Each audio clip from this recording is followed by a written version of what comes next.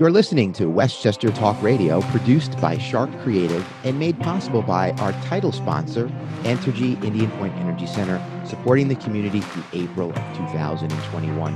And also our SharcCast sponsors, Propolis Electric, Don't Be Left in the Dark, Hightower Westchester, Fiduciary Wealth Advisors, and White Plains Hospital. Thank you, everyone on the front line. So today we're kicking off our latest series called What's Happening in the Hudson Valley with the Hudson Valley Gateway Chamber of Commerce, which represents a unique region, right? Just to the south, we have New York City. It's an easy trip to north, east, or west. We'll find natural splendors immortalized by the Hudson River School of Painters, multiple Revolutionary War sites, and the New York State Capitol, Albany. Traditions everywhere, and the future is always on display. The Chamber never tires of promoting and supporting everything the Gateway region offers, and everyone who lives, works, and plays here. Today, I have the pleasure of speaking with Chuck Newman, who is a board of director with the Hudson Valley Gateway Chamber of Commerce, and also the owner of Charles Newman Company, a group health insurance and employee benefits company, life, disability, and long-term care. Chuck, what a pleasure. Morning, Andrew. Nice to see you. Nice to get to know you here, and welcome to the first of what we hope is a multiple series. Thank you. I'm honored to be on the maiden voyage here. As you should be. So Chuck, tell us a little bit about the Chamber and how you first got involved, and what has the Chamber meant to you and your business? Sure. Well, the Hudson Valley Gateway Chamber, my original involvement probably close to 20 years ago. I don't really remember things, time speeds up on us, but I'm a board member today, and I always wanted to kind of be involved in the local community. Our businesses can be really far flung. My company serves businesses for their health insurance, for instance, really from Massachusetts to Pennsylvania, and we've got customers in California, Texas. But really, I've always been focused on the local community. I'm third generation business owner in Peekskill, which is part of that Hudson Valley Gateway community where the Hudson Valley Gateway Chamber office is located. And the Chamber really the heart of the Chamber is Ossining, really to kind of Cold Spring, New York. And in that region, it's just great to have the ties to local businesses, people that you see perhaps in the community, on the street, walking around, at a restaurant, that kind of thing. And you do business with these people at the same time.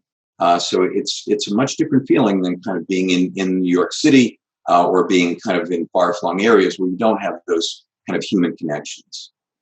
Yeah, I would agree. And these are obviously difficult times right now with everything that we're going through, but it's still very, very important to be with people or in front of people in some way, shape, or form, and networking for your business. Talk to us about, it doesn't always come natural to people to network. So what kind of advice would you give people? It doesn't. I was lucky. I grew up with a dad who was a champion schmoozer. And schmoozing is just kind of the art of talking to people and understanding them in kind of a warm way. But I started my career in 1991 in Stanford, and I didn't really have a network there. So very quickly got together with a couple of other professionals, a CPA and someone in payroll services, and we formed this little network group, which today is still going, I think, in Connecticut. I think it meets at the Greenwich Hyatt. But the overall idea of networking is that you're meeting other people and you're hoping to find out about them, find out about their business so you can help them.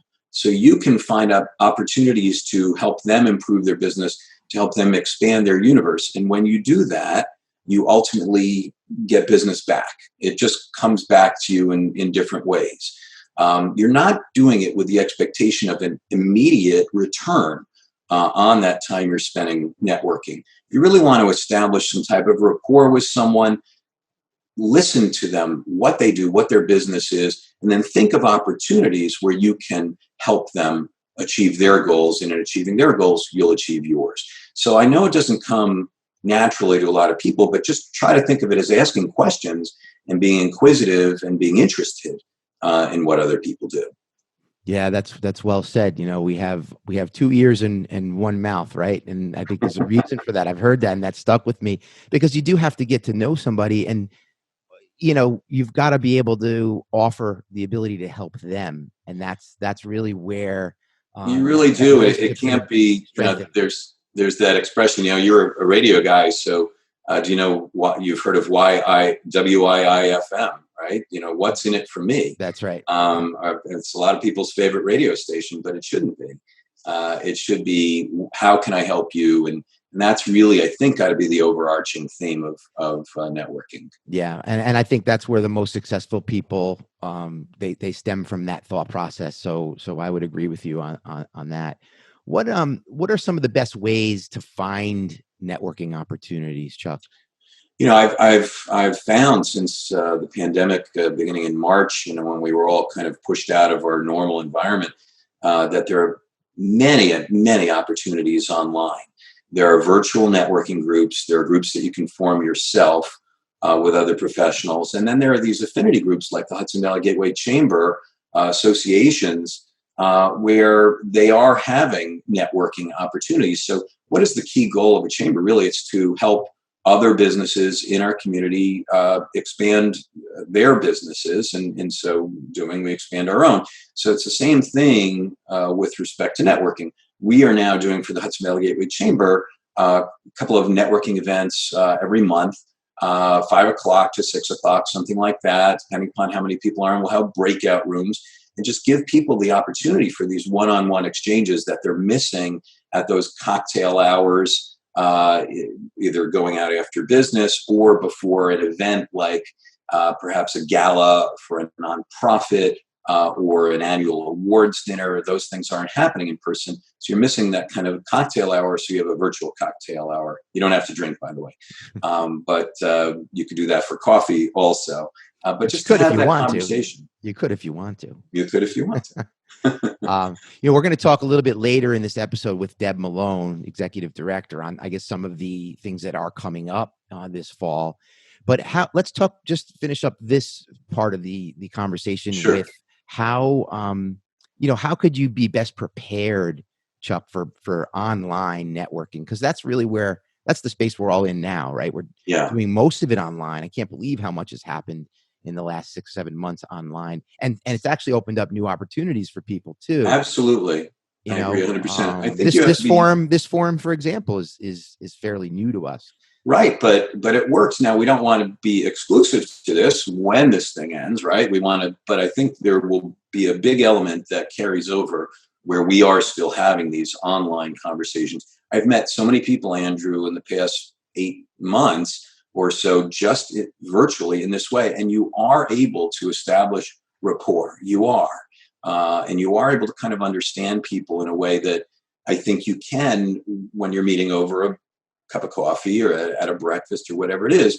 So I think it does work.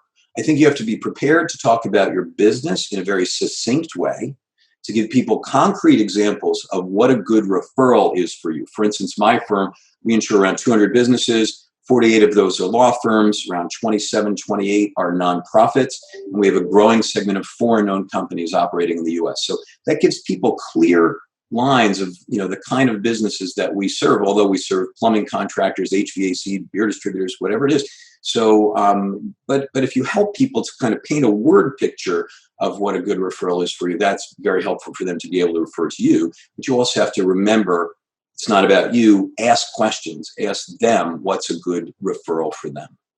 Yes, very important. But I'm going to make this last piece about you. So tell us a little bit more. You just told us a little bit about the business. You've been around for over 30 years or close to it, I think. How can people get in touch with you, Chuck? What ways can they find you? And, what would you want to leave somebody, your last little nugget thank you. About your business? Yeah, Charles Newman Company in Peekskill. Made it very simple, charlesnewman.com. And my email is chuck@charlesnewman.com. Not a lot for me to remember there. And even the phone number is easy, 914-345-1000. Doesn't get easier than that, right? If they're looking for help with their health insurance, where we really excel is helping companies try to navigate this complex world of health insurance that we're in the United States, finding the best options for them, best options for their employees. But when we don't leave it there, when they have health insurance with us, we are there to help them when the insurance companies push back and are not wanting to pay for a medication or not wanting to pay for a test or a surgery. That's where we get involved, and we're advocates for them. So really, at the end of the day, it's all about service. And instead of getting the next available customer service associate, they get a human being when they call us. Well, I believe it, Chuck. And, I've only gotten to know you just a little bit here, but certainly, your attitude and everything about you speaks volumes to your business and the connections you've made. And just by nature of being, a member of the chamber and a board member for that matter, I applaud you for that effort. And I look forward to getting to know you a little bit better. Same here. Thank you. Yeah, you're welcome. So you've been listening to our latest series of What's Happening in the Hudson Valley. We'll be right back with Executive Director Deb Milone. I also want to remind you that this is brought to you by Entergy Indian Point Energy Center and also Wartburg Rehabilitation, Park Sterling Realty, and Michael Labriola Landscape Design and Construction. We'll be right back. Hang on.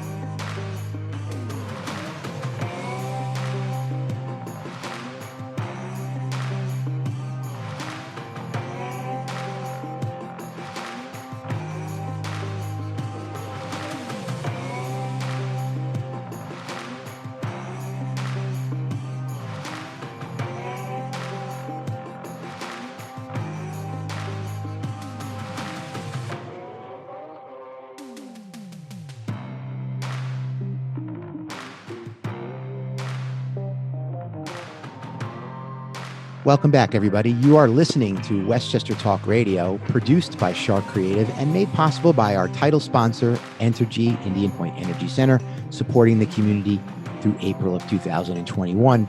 We're on the second half of our series that we just kicked off today, What's Happening in the Lower Hudson Valley, with Hudson Valley Gateway Chamber of Commerce. And I have the president with us of the chamber, Deb Milone. We go way back. Deb, it's a pleasure to see you. Nice to see you too, Andrew.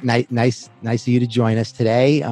Look, you handle the day-to-day management of what ends up being over 500 members, which is a testament to you in the Lower Hudson Valley and Regional Tourism Center. And the member retention looks like it's about 85%, which says an awful lot.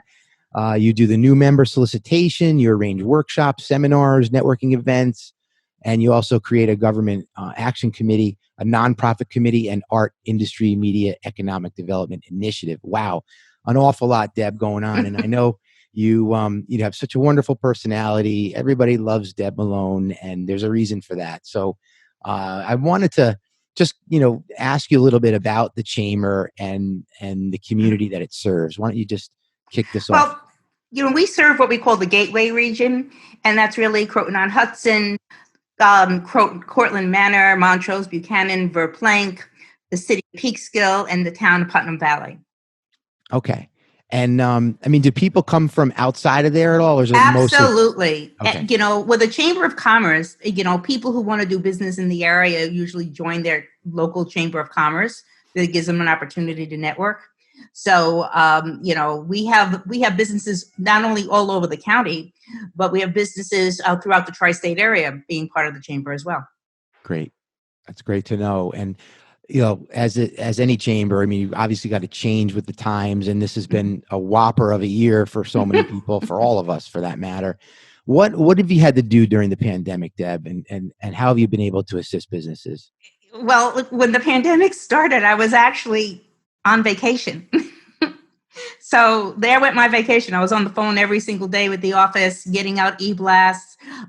We created a COVID page on our website, so people had links to resources and a list of restaurants, which at that point was very important. Restaurants who was offering curbside pickup and delivery. We were providing, we work with the businesses, a lot of businesses on the EIDL loans and the PPP loans. We did workshops on how to fill out the application. We also searched out lending institutions who would provide PPP loans to non-customers, because some businesses were not able to get the PPP loan through their financial institution. We sent out daily communications on the status of the phase reopenings. So that was, as things were coming out, we were out there sending it out. It's nice to see that, with e-blasts, a lot of times people say, oh my God, there's too many e-blasts, but our open rate skyrocketed during this time. we were getting 35% open rates and click-throughs, but because people needed the information. And not just this chamber, but all chambers in the county, we were really at the forefront of getting this information out to the business community. We also had to send out information on additional loans that were available. A lot of corporations and organizations were providing loans to small businesses. So that was coming through us through the SBA and private foundations as well. We provided PPE equipment to businesses in the area. The county had put out a request. We submitted one, and they gave us a lot of PPE equipment, which we distributed to the not just our members. At this point, too, it was very important that I have to say that we weren't just communicating to our membership base. I have nearly 800 people on my database. So whether they're members or not, they were all getting this communication, because membership is important, but at this point, it was more important that we keep the entire business community up to date with what was going on. Absolutely. I mean, you know, look, you're looked at as a resource to the whole entire community. So, you know, the fact that you're able to provide that information is very, very helpful. And yeah, people are looking for the information that's necessary to get through these difficult times. And it's nice to have chambers like, you know, Hudson Valley Gateway to be there to provide, you know, what ends up being necessary information for people. And we had, there was also webinars. We did webinars on sanitizing the workplace, HR compliance, and the new virtual technology. A lot of people didn't know how to use Zoom, and some of the new technology was out there. So we provided webinars to, to businesses so they could learn how to use these tools. We still are providing, not daily anymore, thankfully, but we're still providing our weekly e-blast with information. And, back in, I'd say September, we actually started doing our Thursday e-blast again, which was kind of fun things to do, virtual concerts, auctions, things like that, and getting that information out to people. So we've been really busy. Yeah, it sounds like it. And I was going to ask you, what are the other things that you're continuing to do? But sounds like you covered a lot of it. There's a breakfast that's coming up that you do on a regular basis. Can you explain a little bit about that? Yes. Well, it's very important now more than ever that businesses stay connected and keep themselves out there. So we have continued, even though it's virtually, we have continued with our schedule of monthly breakfast networking events. And we have a breakfast this Thursday, which is going to be a presentation by Holtec International. Holtec has an application pending with the NRC to decommission Indian Point within 12 to 15 years. Which is decades sooner than if Entergy had to do it themselves. The decommissioning of Indian Point will potentially allow for the redevelopment of our area, and which will include millions of jobs and millions in tax revenue. So it's important that once these plants shut down in 2021, at the end of April, that we have a decommissioning plan. And I mean, there's been, so it's important that people kind of turn into this meeting. There's been a lot of back and forth regarding Holtec. So this is an informational session. And if people would like to go ahead and join this meeting, all they have to do is go to our website, hvgatewaychamber.com, and click on November breakfast in the upcoming events, and they can also participate in the meeting. Participants will be able to ask questions through the chat room. So we're out there. We really want to get in front of this and start providing information regarding this issue, because it's going to be a very big issue coming up in 2021. Yeah, for sure. For sure. And look, it's we all know what Entergy has meant to the community. And you look right behind me, you can see that our station is made possible by Entergy. So I may be biased and partial to them. Well, but it's important for people to know what's about to come and what's going to happen. So on Thursday morning, I mean, by the time a lot of people see this interview, that breakfast meeting may have already passed. But for those who do get a chance to listen in prior to Thursday, you're saying it's open to the public. People can go online. It's open to the public. They can yes, listen to it's the questions. Open to the public.